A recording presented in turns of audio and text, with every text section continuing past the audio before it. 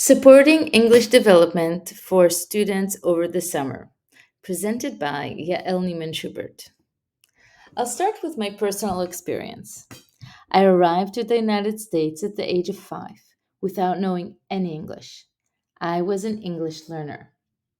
I returned to Israel at the age of 9.5, having forgotten a lot of my Hebrew, and I became a Hebrew learner.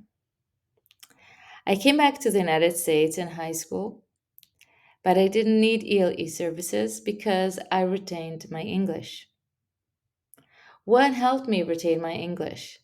What can help your children develop their English language skills? I will give you many suggestions and resources throughout this presentation. And at the end, I will also share what my family did to support my English development. But first of all, while I share the different activities and resources, I want you to keep in mind one very, very important thing. When it comes to your child, you are the expert. You know what your child likes, what they find engaging, and what will appeal to them. And that is super important. So I'd like you to take 30 seconds to write 3 things that your child enjoys. And you can write it on your phone or on a piece of paper. What does your child enjoy? We will come back to this at the end of the presentation, so keep it in front of you. I can share that my child really enjoys music. He likes art, cooking, and he also likes to solve riddles. So that's 4 things actually. All right, this is our agenda for today. We'll start with reading and reading resources, then knowledge boosters in academic language. Number 3 is family fun ideas and writing extensions. Number 4, recommended games, physical games and online games. Number 5 is tech to support language development. Then some additional recommendations to those returning to their home country, and the summer resource Padlet, which I will give you at the end of the presentation. Since this is not a live presentation, I cannot answer your questions, but feel free to contact me if you have any additional questions. This is the Padlet. The Padlet will include all the links to the resources that I will discuss. First, reading. Reading is one of the most effective ways to enhance English over the summer and to maintain it upon return to your home country. Of the many students I had who were previously in the United States at a young age and then returned to me or to our school, I noticed that the ones who had a high level of English in their second time around were the ones that read a lot while they were in their home country. So, reading really is a great way to support and maintain language development. It's not the only way, but it's one thing that will really help your children. So, I will first share some reading resources. The first kind are reading resources that the public schools of Brookline provides, and they are totally free. Then some resources that are partially free or also paid, which are worth taking a look at and considering. So, Public Schools of Brookline has summer reading lists that are created by the librarians. And I have a link to this summer reading list in the Padlet. You can look up your child's grade and see the books. You also have resources here. And in the resources, you have different suggestions and also the best books list. And this is a list of recommended books. It's also filterable, which means that you can choose a grade level, you could choose a topic. Let's say this is historical fiction, and it will narrow down the books. Here it's narrowed down to 31 books. You also have audiobooks and ebooks, which are very important, and Tumble Books is for younger children. It's also filterable. Sora is another resource that you have through the school system, and it also includes books for older kids. You can find your school, then press it. You'll have to find the school system again here, and then sign in. And you have a variety of different books. You can filter by reading level or also by language. So, this is an opportunity to mention that it's important not to neglect your home language. Having another language, being fluent in another language, is an asset that you should keep for your children. It also helps develop their brain, develop their thinking. So, this is really great to find books in your home language and keep up those literacy skills while you also learn English. All right, here are some paid options that won't break your piggy bank. All right, so it's important, especially important if you are returning to your home country and you don't have a lot of options there for reading materials in English. One for younger kids is Starfall. Starfall has many free resources, and if you get a family membership, it's only $35 for the whole year. This is the kindergarten option with a lot of literacy and numbers. You also have resources for grades 1 to 3. Right here, I have to share with you that I did use these resources. I had a family membership to Starfall when my own kids were at that age. And also resources. This is a parent or teacher center with a lot of additional resources. And there's also grades 4 to 5, which is new. Another great resource is Epic. Now, Epic has a collection of fiction and nonfiction books, and you can actually make your own collections. These are collections that I made, easy biographies, athletes. You can filter by topic. So let's say I chose athletes, and then I can choose reading level. Another thing I could choose is read to me, and here it filters by books that have a read aloud component. Now, teachers have Epic for free, and families can get Epic in the afternoon or over the summer by paying a monthly or annual fee. So, of course, it's a better price if you purchase for the whole year, but if you only need it for the summer months, it's worth just getting it for 2 months. But again, we have a lot of free options, so this is just another resource to consider if your kids like it a lot. And you can ask them. Another great resource is Raz Kids. Now, the K in our school system, K to 2, has Raz Kids through the system. So you can ask your homeroom teacher to get the code and have your children continue using it over the summer. If you don't have that subscription, you can ask your EL teacher. Some of the EL teachers do have a subscription to Raz Kids. I don't this year, but I used to in the past. And a lot of kids like it because it's gamified. Kids get stars for reading books and answering questions, and then they can use that stars to build their own spaceship and robot. So a lot of kids like it a lot. An online magazine, also a physical magazine that I use with the middle school students and advanced fifth grade students is Action Magazine. It has wonderful fiction and nonfiction articles, and I highly recommend it. I have a subscription to it, so my students can use our class code to read it over the summer.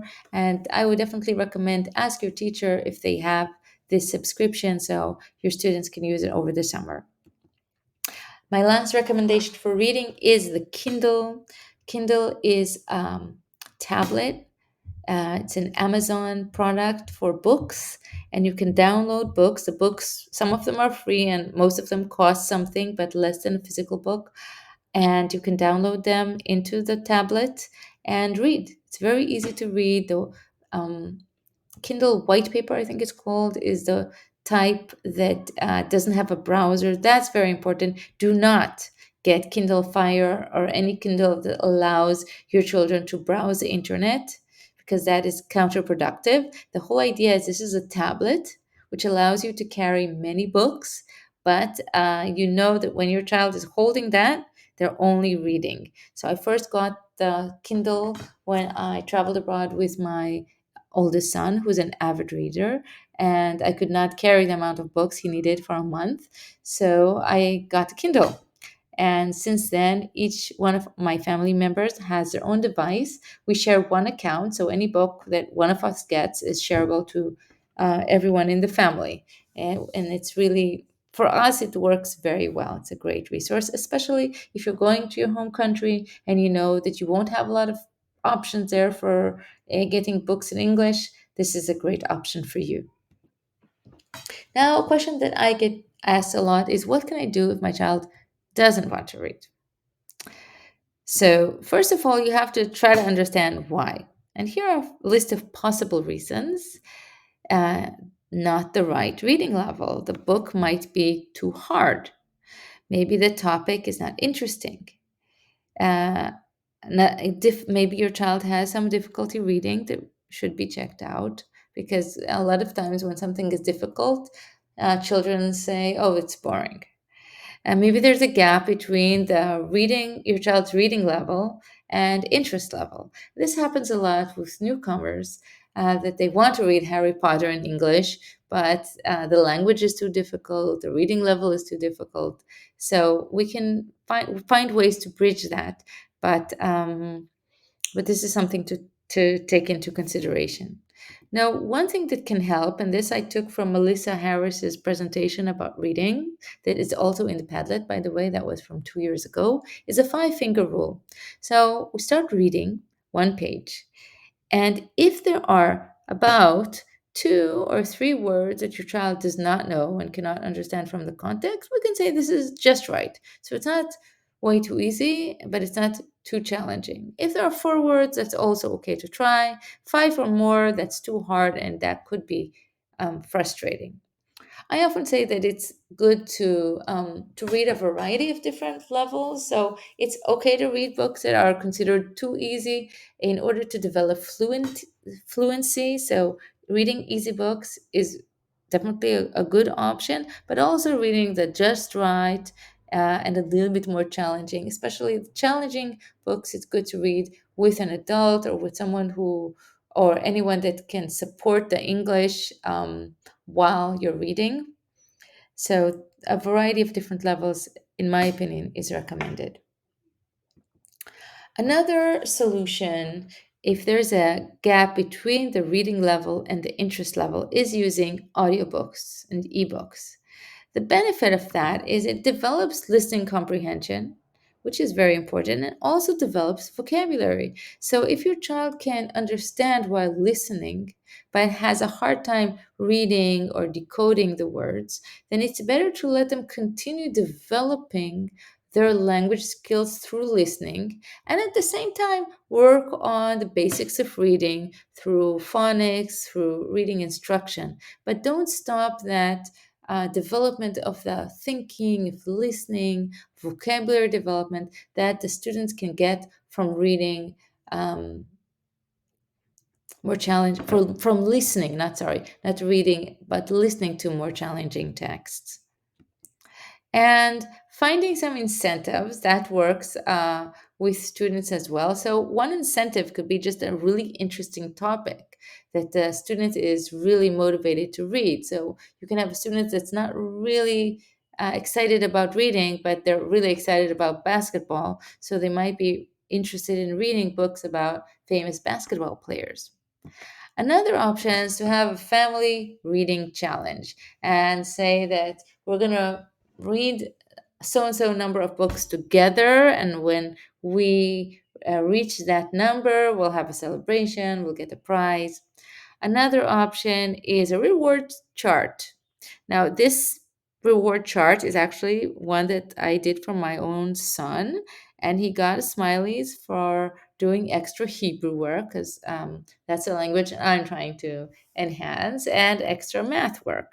And when he reached all 50 smileys, he got a prize. So that was something that motivated him. And you will choose what works best for your child, of course. All right, now let's talk about knowledge boosters. Knowledge boosters are programs that help develop background knowledge. Background knowledge is an important component in academic success, and has these programs also help develop academic vocabulary, and they have visual and audio supports that help develop that academic vocabulary and background knowledge. So the first one I want to mention is BrainPop.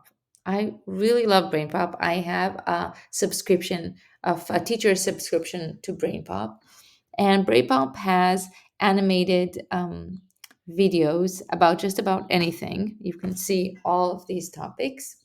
You can search up. So let's say I want to teach my students about Juneteenth, right? So I put it in, and I found a video about Juneteenth, and the videos are very clear. They emphasize academic vocabulary, and they also, at the end, there is also a quiz and the challenge that the students can do. This is BrainPop Junior. It's for younger kids. So the English here is a little more simple. And sometimes at the beginning of the year, I use it with the older students as well because it's easier for them to understand. And it really supports what they're learning in science, in social studies, etc. Now, I recommend this, and I know there's also a family subscription that you can get. It's worth getting if you're returning to your home country because it really supports the academic vocabulary and the background knowledge. Here is BrainPop in Hebrew, and I got that from my family because I want to support their academic vocabulary in Hebrew. Now I'm going to give you some family fun ideas. And the first one is doing science activities. Science activities are really high interest activities that are fun for almost all students. And you can see here on the right picture of me and my son conducting an experiment. Um, it's a great way to practice reading directions, following directions. There's a lot of academic vocabulary there. On the bottom, you can see a science party that I did for my children. And there's a lot of predicting, observing, concluding. And that increase in science background knowledge will support the success of your children in science class. Mystery Science is an online program that has science videos and all kinds of suggestions for hands-on activities. Um, so you have the videos, and there's some of the teachers also have a subscription.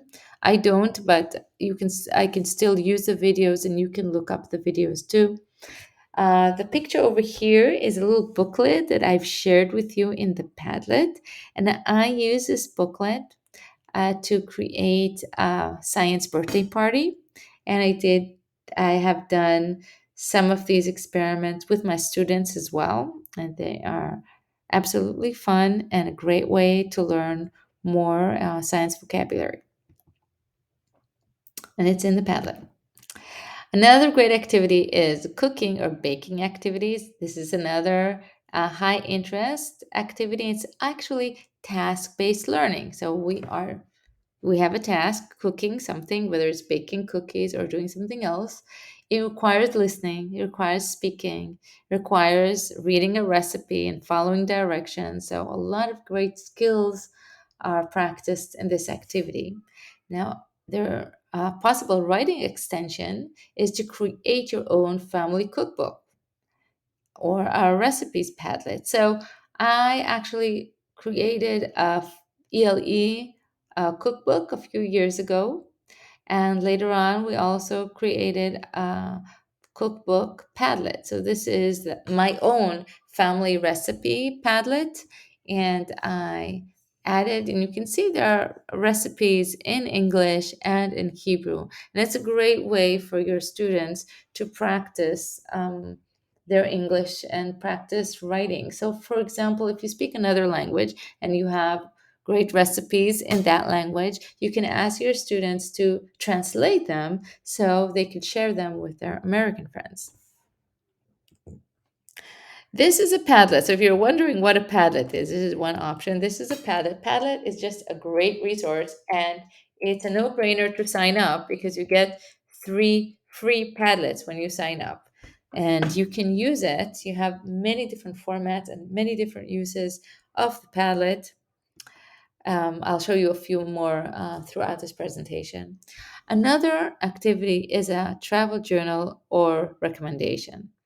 And a lot of times families travel to different places, and you can see this is the wall on my classroom, and you can see different stories students wrote about places they visited. So they can write a travel recommendation. And if you are around here in Brookline, students can also write recommendations about what to do when you stay around Brookline or Boston. This is another Padlet with the ELE travel guide, and you can see this one is in the form of a map, which is also really cool. Every time you press on one of these, you can get something that a student wrote. This is my own family travel guide that I started with my family. My students have a similar ELE travel guide. Another fun activity you can do with your family is treasure hunts. I do this in birthday parties, and I also used to do this with my kids when they were younger. This is some of my son's friends in a birthday party. This is a high interest. It's practice reading. It can be adapted to any content and any level, and I'll show you an example of that in a moment. And it can be done alone, in pairs, or as a group. So, this, for example, is a very simple treasure hunt that I did with my son when he was learning how to read. So, you can see that it's very simple sentences. This is a more complex treasure hunt that I did for a birthday party. And here there is a challenge. And once they do the challenge, that's when they can get the next note. So, it's a little bit more complex.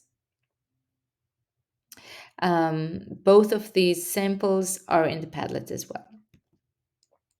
Next, recommended games. So I have a lot of games that I use. I'll share with you 3 of my favorites. These are physical games. One of them is called Apples to Apples, and this is a great game that supports vocabulary development. It's wonderful for family game night, and kids of all levels like this. The picture I have here is Apples to Apples Junior. It's written for younger kids, but my 8th graders enjoy it as well. There's also the regular Apples to Apples, which is a level of some of the words are a little bit harder. So I actually recommend the Apples to Apples. It's funny and it really does develop vocabulary. There's Headbands, which is another great game to practice speaking English. You can see that every person has a card and people have to ask questions to figure out what they have. Students really love this game. Third game is Boggle and Bananagrams. These are games to support spelling development. And Boggle has Baggle Junior, which is really a simple level game for early spellers. You can see it here in the picture, or the regular Boggle, Bananagrams. I have detailed descriptions of these games in the Padlet. Next, some tech. So there are so many tech tools available out there, and I'm just showing you a few And I'm like, wow, what should I choose? So I put links to and explanations to all of these wonderful resources in the Padlet, and I will share with you the ones I use the most. So Kahoot. Kahoot is a great resource, and you can get it for free. I use Kahoot to practice vocabulary. At home, I use Kahoot to to reinforce what I've taught my own children about holidays. And so after I teach something, I have them do a holiday Kahoot. Recently, my students began to create Kahoots as well. And after they do a research project and presentation, they also create a Kahoot for their audience to, to motivate the audience to listen to them. Now, writing Kahoot is also a great writing activity, and oftentimes I go over and writing with students, and you can go over the writing with your children before you play the game, or just leave them. Even if they make a few mistakes, that's also okay. And then the whole family can play the Kahoot together. Another option, if you don't want to make your own Kahoot, you can also press on Discover and just play Kahoots that other people made. For example, these are Kahoots about sport, but you can find Kahoots on many a variety of different topics. Another great resource is Free Rice, and I actually don't use it a lot in my classroom, but I'm going to teach it to all the students because it's a great one to use on your own. Now, in Free Rice, students answer questions, and every time they answer correctly, they donate 10 grains of rice to the World Food Bank. Now, there's a vocabulary options where they have to say what the meaning of the word is. If they get it wrong, they find out what the right answer is, and they'll be asked that word again. There are also a variety of different categories and difficulty levels. So, different categories can be English or English grammar, language learning, history, geography. So, that's a great one to try out as well. And again, the links are in the Padlet. Here are some additional recommendations if you're going back to your home country. One recommendation is to get an English tutor. If you can, that would be very helpful. Also, you can, if you have an English speakers class at your school, that's another very helpful option. English days at home. You can decide on a day or a time of a day that you all speak English as a family. And it's better to choose predictable days. Let's say on Tuesday and Thursday during dinner, we'll speak English. Or you can choose whatever works for your family. Another option is to do a family game night in English. Kids love playing with their parents, and if it's in English, that will be great way to practice the language. If you have younger kids, speak an English speaking play group. Find other people whose kids know English and have a play group together where they can play and speak English. Another option is the English speaking summer camp. If you have that option in your home country or you're coming back here to visit, sign your kids up to summer camp. That really helps as well. And lastly, subscribe to an online reading resource such as the ones I mentioned, or Kindle, or make sure your kids have ample opportunities to read in English. Now, what did I do as a child to help maintain my English? Well, I did have a tutor throughout the years that I lived in Israel, and I went to English speakers class. I was also lucky enough to be able to go to summer camp in the United States because of my family's work. So, all of those components help. But even if you are not able to do all of this, anything you do, any one of these suggestions that you do will help support your child's English. So now I want to show you the Padlet. You will have the reading resources here. I will also put a copy right here on the first column that you don't see it right now, but you will see it when you see the Padlet. You have all of the slides from this presentation. So it might be easier for you just to see them in PDF form and scroll down. You also have a lot of games here, more games than I mentioned, with some descriptions that you can use to support English. You also have more of the suggestions and a recording from the presentation I did a few years ago, 2 years ago, right here. I mentioned sometimes some other things that I didn't have time to talk about, so it might be worth looking at. So here's the technology section with some resources about how to follow a Padlet so you can get notification when I add a resource, or if you're leaving the district, how to transfer your information from the school drive to your personal drive. Now we're ending our presentation, and I want to ask you, what did I tell you to remember? Yes, when it comes to your child, you are the expert. You know what they like. You can think about all the resources, suggestions that I gave you, and think what will work for my child? What will my child think is fun or engaging? Those are the things you want to try out because those are the things that will work. It's summer, you want it to be fun, you want them to cooperate and be engaged. So think what will work best for your child. Now, if you have any questions about this presentation or the resources in the presentation, feel free to email me. And here is Padlet. I really hope you enjoyed the presentation. Have a wonderful summer.